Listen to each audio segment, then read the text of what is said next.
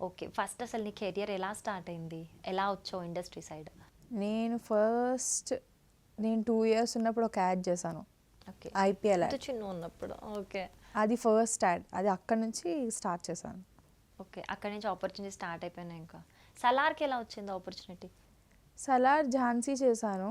ఝాన్సీ చేశాక ఇలా models word side నుంచి అమిత్ సార్ అని ఉన్నారు.